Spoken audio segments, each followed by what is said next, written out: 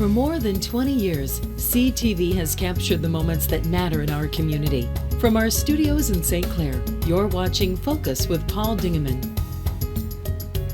Well, hello again. As we approach the Thanksgiving week, we wanted to stop by and have you come join us and meet some wonderful people who do wonderful things in St. Clair County. Kathy Swantek, nice to see you. Welcome back to the Focus Show. Thank you, Paul. And Bernie, nice to meet you. Nice Bernie to meet you, Newby. Paul. And you are with Community Action Agency. Blue Water Community Action. And Kathy's with everything. I just am out there just kind of doing my thing. I am retired 3 years now, so I got to find something to do. Yep. And this is one of my passions. I agree. You Yeah. can't just stay home. You got to be busy. You got to have It's something. too easy just to stay home. You got to keep something going in the mind. Right. So, what is the story today? What are you going to hear to tell me about? We are here today because we are planning an event for the week before Thanksgiving, and it's a national event. Okay. It's Hunger and Homeless Awareness Week. Okay. And it is there to educate the community, to fund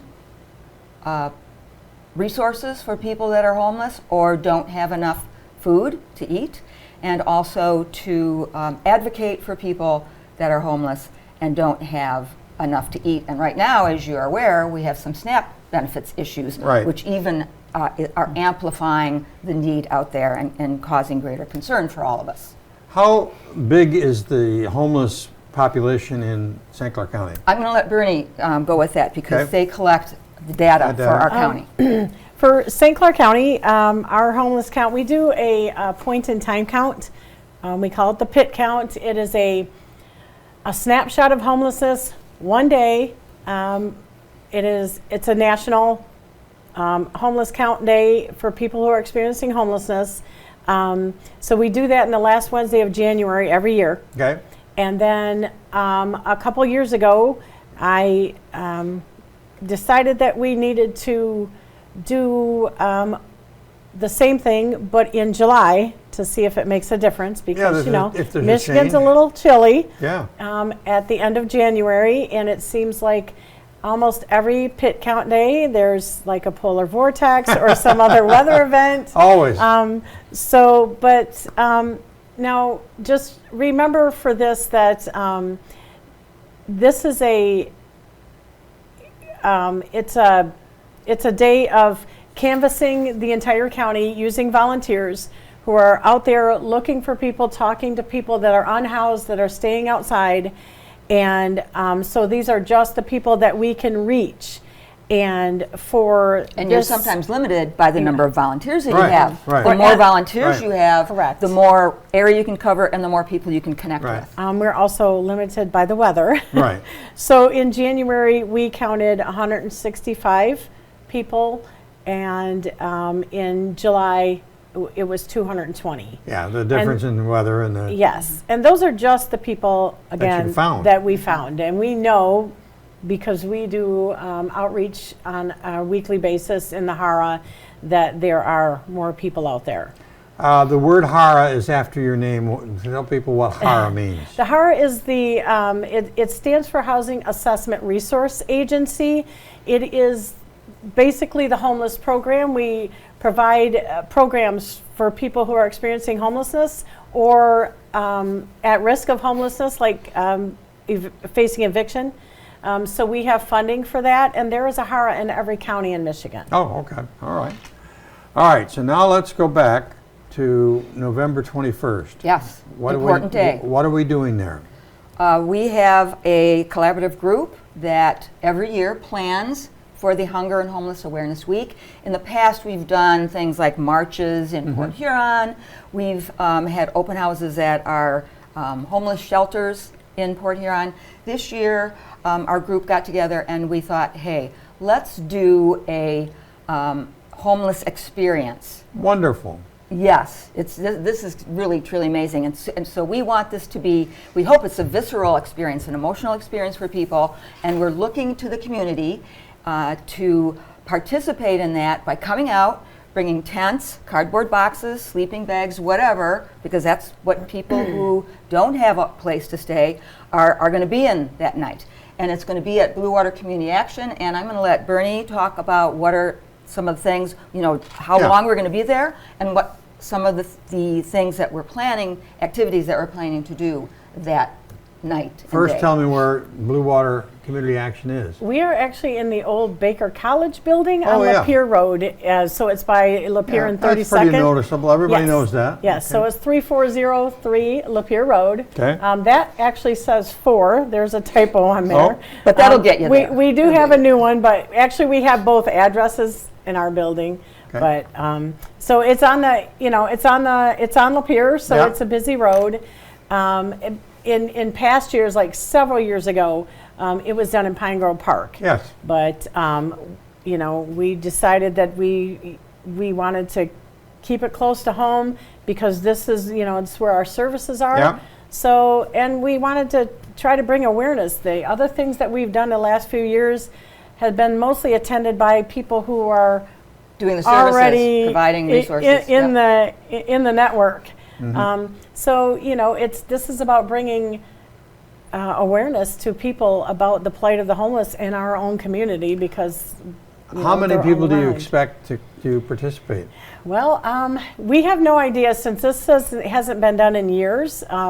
We hope to have 50 people, but I'm not sure. We could go way over that. We could go way under. It's our first time, so we're just trying to build this. And I also want to real quickly throw out a kudo to Operation Transformation and Andrew Seppo because he and Bernie have had conversations about getting the youth in some of the faith-based organizations and churches to spend a night, from 4 p.m. on Friday, 21st, through the night to 9 a.m. the next day. Okay. That's what we're planning on doing. Yeah. And I remember over the years, there's been some homeless experiences from using students. Right. I think in the Blue Water area. Yes. Yes. They used to be in Pine numbers of years ago. Yes. Pine Grove Park was where that happened. They had youth groups. We actually, I and a couple of my coworkers, before we took over the Hara in 2018, we actually participated in it one night before we got the homeless program. And the Boy Scouts were there, and there were youth groups there, and it was in Pine Grove Park. And the kids, some of them had competitions making their cardboard boxes or what have you. But so it's been several years. It's certainly an appropriate time of year, the week before Thanksgiving, to make people think about homelessness and think about helping. So how can people help? Well, they can first of all, we'd like people to come and participate that night. All right. Kids, youth, no charge. Adults, no charge. It's free. It's a free event. Well, there aren't many free events anymore. Right? And we are asking people to bring a hygiene item. Okay. Normally, those kind of things are necessary. Hand warmers or things like that even wouldn't go amiss because the weather's starting to get colder. And that is to leave for other people. So you that can we bring can put 5 hand warmers or Right. 10 hand warmers. Or a box of Band-Aids, hand Right. sanitizers, those kind of things. People that aren't in a home, they don't have that. Right. They might not have running water to wash their hands. So we have hygiene bags that we hand out when we do our weekly outreach. So, but we are asking for that. It's not, you don't have to, but we're asking for that. Mid-City Nutrition is going to bring a free meal. Wonderful. Free meal that night for anybody participating. That's right. Okay.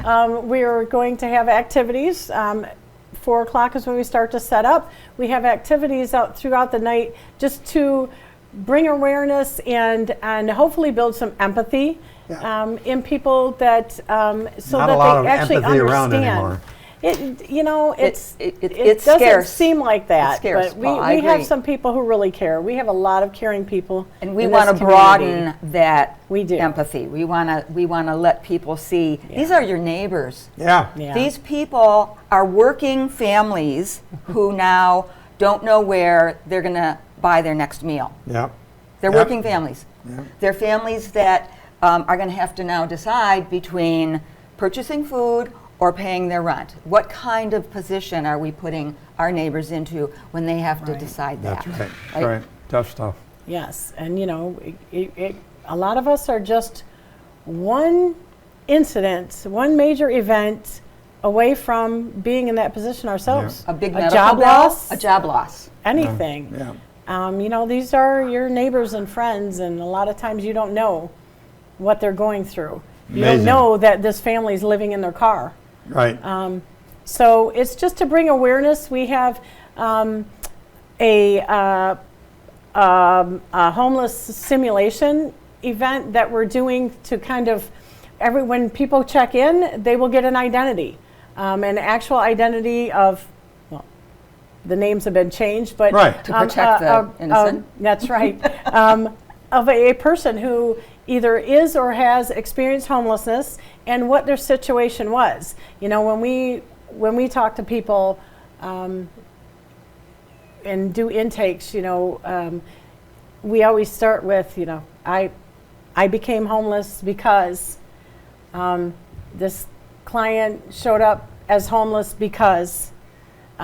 So Helps build some history. we tell their story, and so we'll give you an identity and a story to go with it. So you're a single mom with 5 kids, and your husband is not around. He walked out on you, and you couldn't pay the rent, and now you're out on the streets. Right. There's all kinds of situations. You're a guy who's living in a storage unit because you got hurt at work and couldn't go back to work. Right. And then after workman's comp stopped, you weren't fit to go back. So we give you an identity Yep. and a story, and then you use that during the night we'll have you try to get services. So, being homeless is very difficult. Right. It's a So job. You have to have your birth certificate. Yeah. And so, we can't give you a birth certificate without an ID. You can't get an ID without a birth certificate. Right.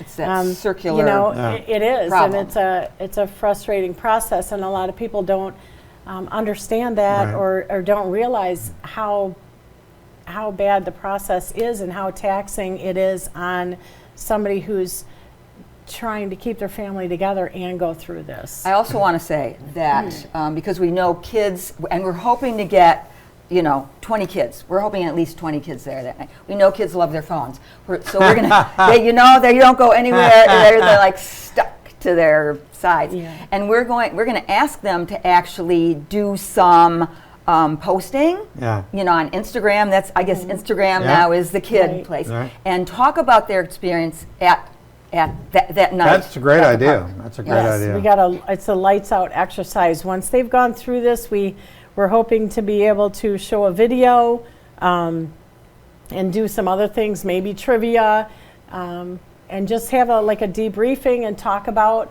what happened. Good idea. We have a couple people who have experienced homelessness that said they want to come and share their stories. Mhm.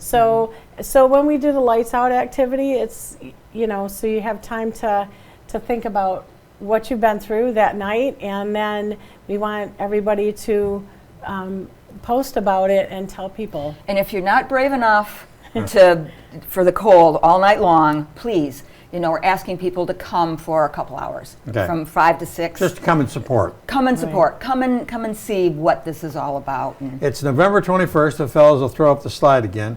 On Friday, November 21st. Starts at 4 o'clock in the afternoon and runs right through till 9 a.m. the 22nd. There's no cost. There's free food. There's excitement. There's learning. And there's fellowship. yes, That's definitely. right. All of those. You All can wrapped into go to our one neat website. package. That's right. And the website is, I see it there, where did it It go? is bwcaa.org. It's over here on the right.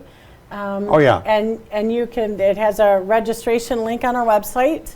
And for all the kids who are under 18, their parents have to sign a Well, I permission salute slip. you both for all the work you do. And Kathy, you've been doing work like this forever. And so, and I've been doing these interviews forever. River, yeah. And Bernie, it's very nice to meet Nice you. to meet and you too. I salute you for all this. This is a great project. It's a great project. So good luck. Thank you. looking We're forward. excited. Thank you. Okay. We are. See you. And we'll love to hear a report on it afterwards. We'll be back with our next guest in just a minute.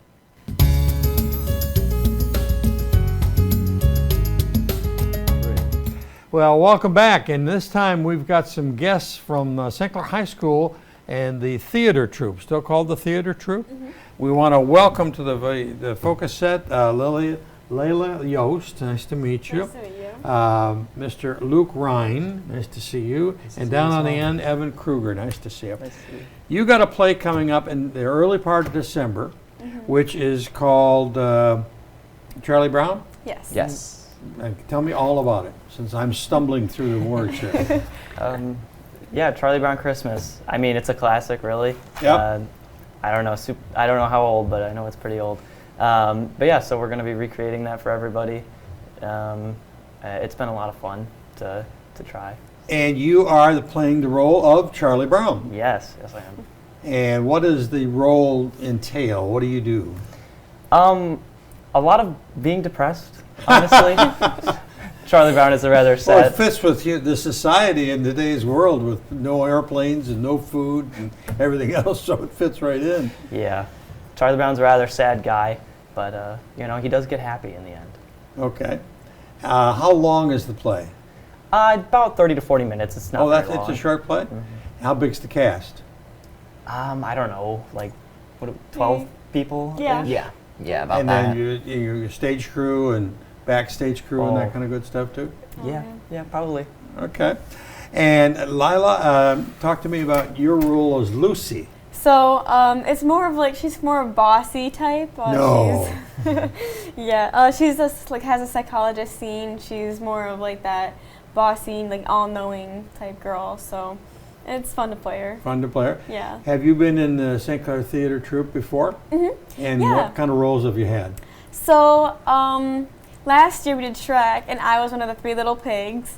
That was a great performance. Loved being a part of it. We did Willy Wonka, and I was one of the Oompa Loompas.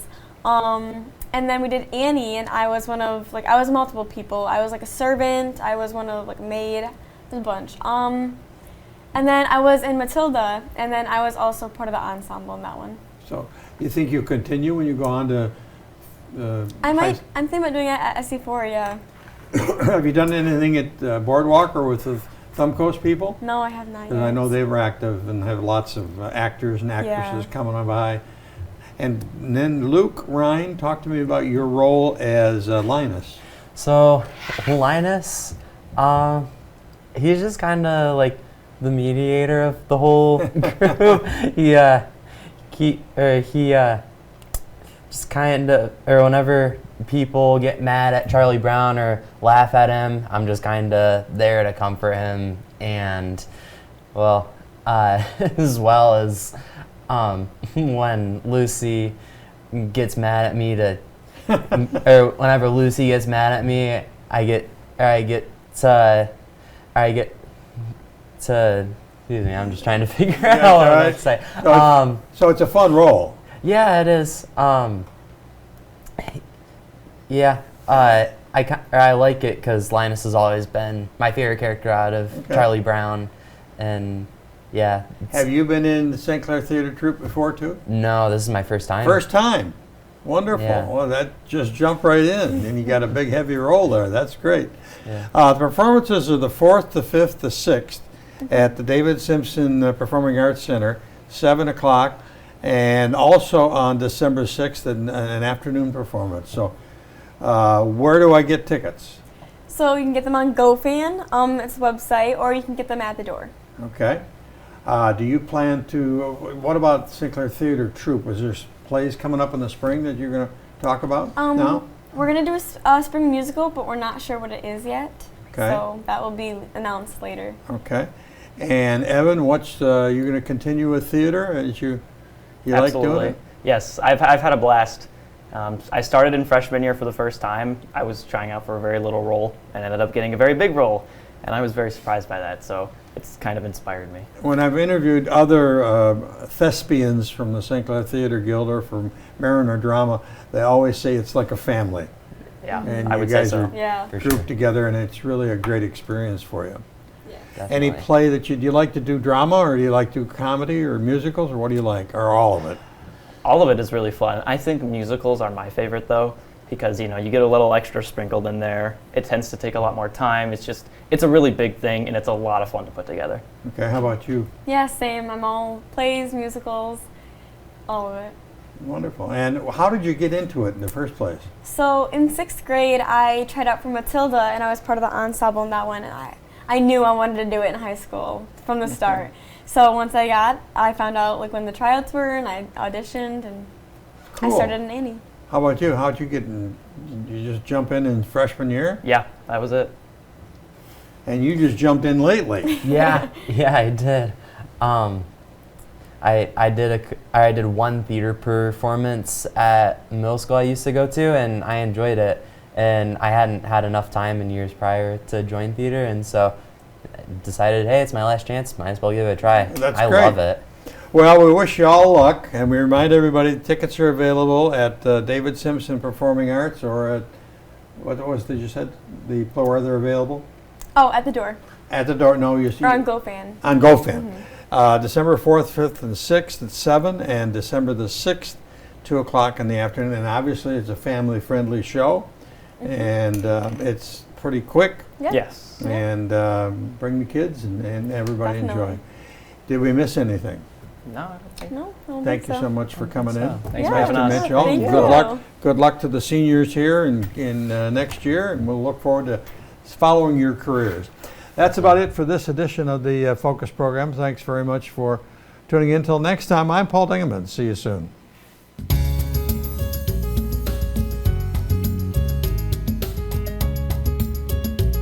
Thanks for watching Focus with Paul Dingeman. Focus is produced at the CTV Community Television Studios in St. Clair. For over 20 years, CTV has captured the moments that matter to our community.